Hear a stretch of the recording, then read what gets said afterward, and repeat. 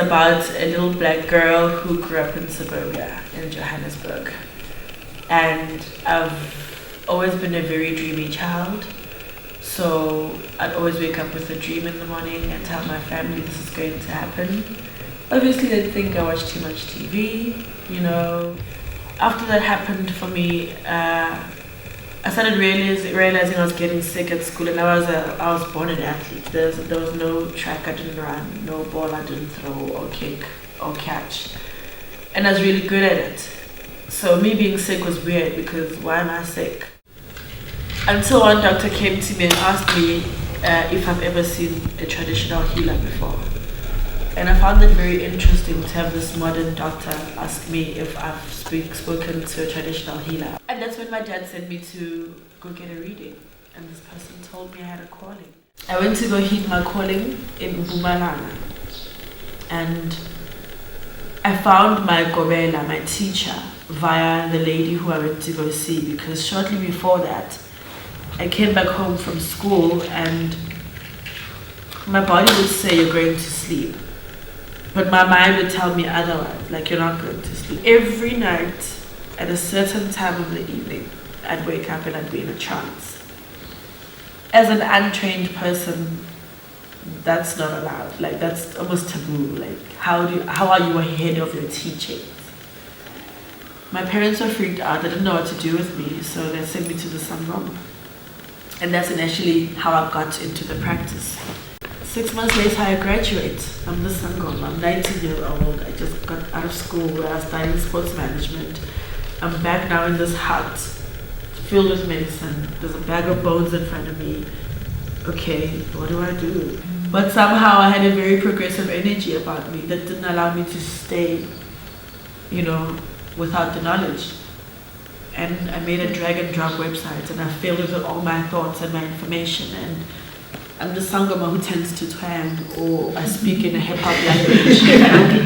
You know, like, and the beauty about our practice is that, or the difference and the irony behind it is that when you go to a doctor, you get there, you're like, I've got a pain and an ache and it's like, and then the doctor touches you here and there and prescribes medicine. Likewise with the psychologist. You get there, you tell them all your problems, and then at the end they like draw a conclusion, like according to the books I've read, and this is what's going on with you. And then the contrast is when you get into my practice, you sit there and you wait for me to tell you about you. And that's what I didn't understand, is how we're basically doing the same work, but when it comes to me, you get there closed-lipped and you want me to tell you about you. The difference between me before my calling and after Ngatwasa is the management of self. I'm very much aware of self right now. I feel like had I not become a Sangoma at the time I did, I'd probably be dead or gravely ill. The reason I say this is because as a child, as a teenager, you have a lot of energy that you don't know necessarily how to exercise and what to do with it. So you're going to take it any place where everyone else is. So if everyone is partying, that's where you're going to go. If we're drinking, sex, drugs, that's where you're going to go. Because you don't understand the energy you have. It says do. You don't know the what to do or the how to do it.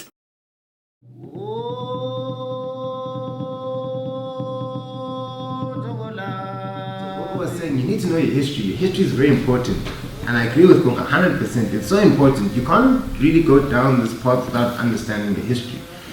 Why? Because we all have a history. First, as from the day we're born to today, that's our history, right? But before that, there's another history that we inherit by the virtue of being born, and that is the history of our ancestors. People in this 21st century have a variety of lineages in their blood. No one's just got one, I'm pure German, or I'm pure French, or I'm pure Swati, or I'm pure Zulu. So, if you don't understand your history, you'll never understand your nobility. Because all of us have nobility, you know, we're all noble people. but we act so wretched sometimes.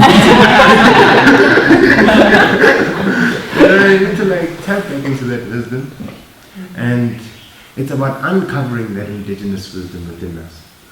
My birth name is Vusmuzi Thando Zola Kashiba.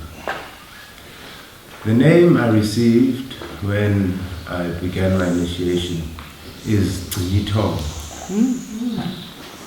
meaning the keeper of the universal consciousness, the keeper of the divine spirit.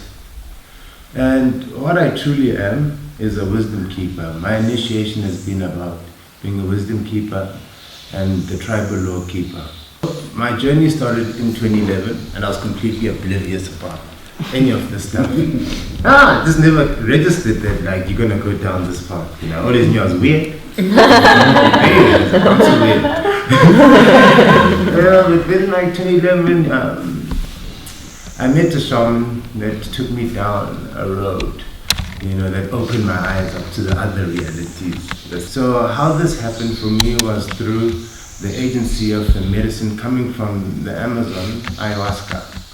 Now, this medicine is known as the vine of the dead, which is a loose translation. The more accurate translation would be the vine of the ancestors. Why?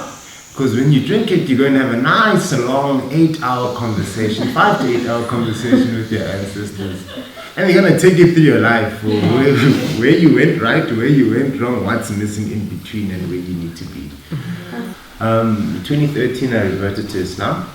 You know, so I converted and became a Muslim. And then they gave me the name Bilal. You know, and when I inquired deeply into it, it would be Bilal Umar Maya. Alright, so Bilal means water, or chosen one.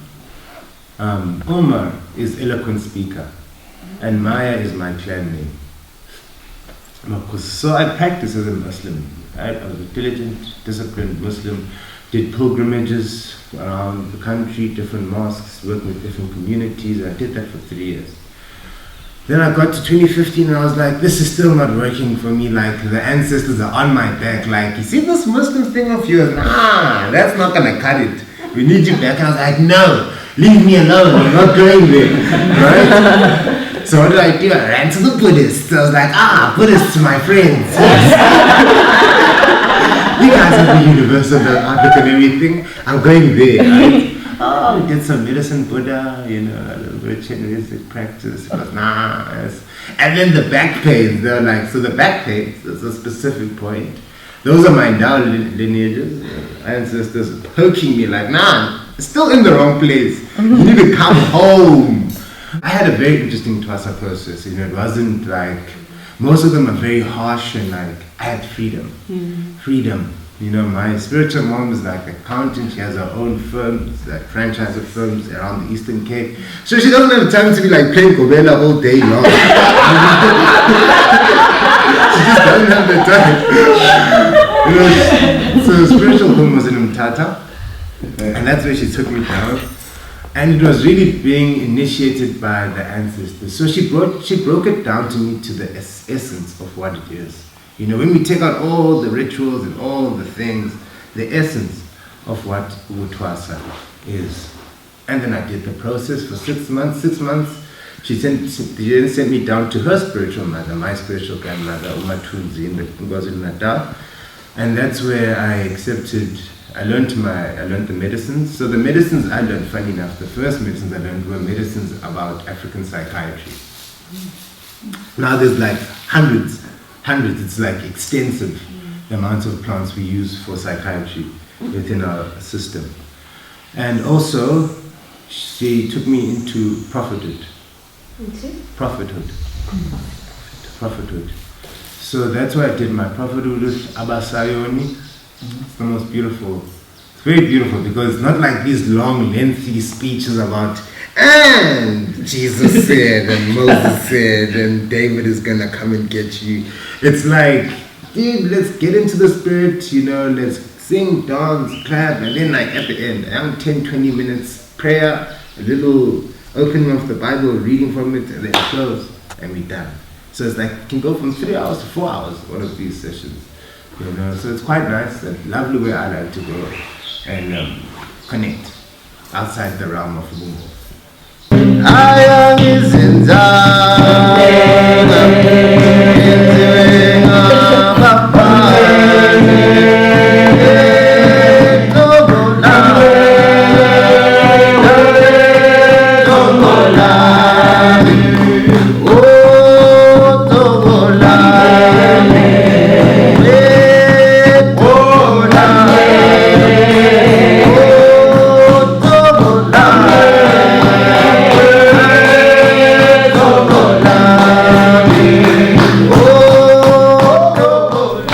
Squatter camp.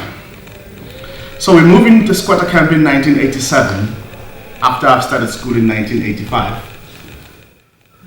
So it was the time of sabotage strategies in South Africa. That's a very, very difficult generation in terms of moving forward because we're the ones with the wounds that are very wet and we are young.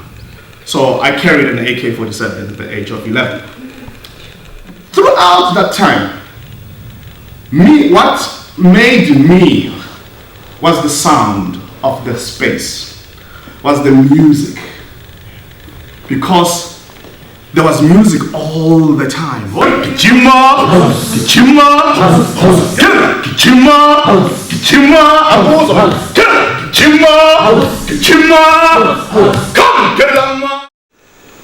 When I am dehumanized all the time, when I'm experiencing all this shit all the time, non-stop, what do I do with myself?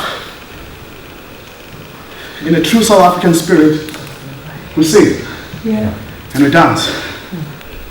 The rhythm on an R5 assault rifle, I knew how it sounds like. I knew that it had a dual sound. A sound it makes when the striking pin hits the bullet and when the bullet leaves the barrel.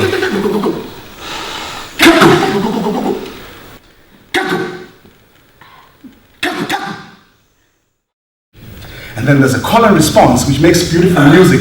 The AK-47 and the R5 rifle.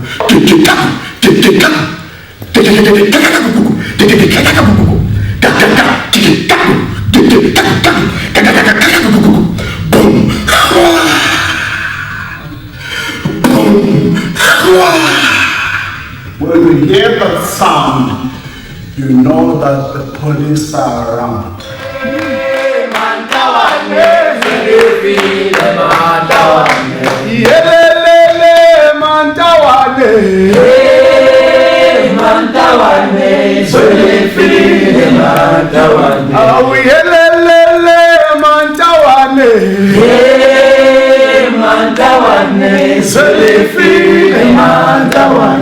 The process of us developing and birthing, or in the process of us beginning to define this African spirituality and what it means and what it is and how it looks, I invite us not to forget the child.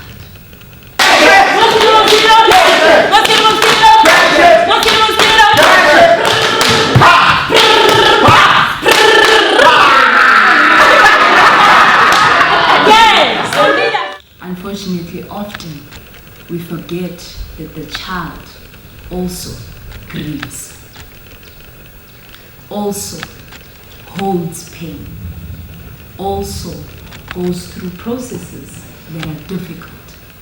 But because we as adults also find it difficult to engage with, we say, "Usase umntwana, you deal with it." And so we hold stores, and those are some of the elements that allow for this idea that I had wished for, which was to build resiliency in the child through the storytelling. And what did I mean by resiliency at the time? I was looking at the child that lived in the township, and I wondered to myself, how can we give voice specifically to that child? And that's what I meant by resiliency. How can we allow for that child also to begin having imagination and stimulation of the imagination? How do we allow that child to know that they hold agency, the ability to choose? And even though their circumstances are difficult, they need not remain in those circumstances. So that's what I meant by resiliency. And I wondered how Inzomi could allow for that to happen. I chose to house myself in the school environment because that's often the space that children often find safety in. And resilience is built within that community as well. And in the work that I do, I try to allow the children to have a community amongst themselves. And how I do that is through the storytelling, but allow them to begin listening to each other and formulating empathy with each other.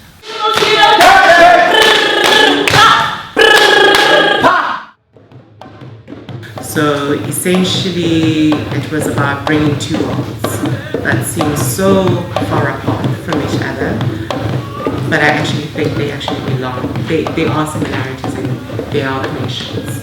And it was about also studying and reading a lot of drama therapy stuff, but there was not enough literature about my own reality, and trying to then start to generate that. Umkitu, which is a practice that traditional healers usually use within the initiation. There's different purposes and different intentions why one would actually start to stand.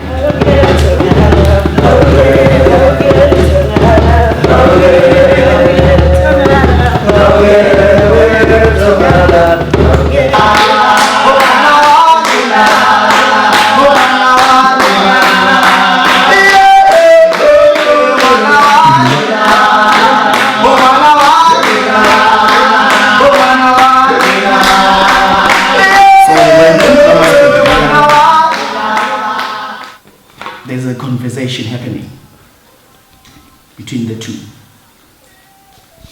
When we play together, there's a conversation happening because we send our thoughts and the feelings to the drum, like gu, pata, gu, pata, pete, gudu, pata, pete, pa, gudu, pa, pa, pa, tikipu, pa, pa, pa, pa, pa, pa, pe. Kutuku papa, tukutuku pe, kutuku pe,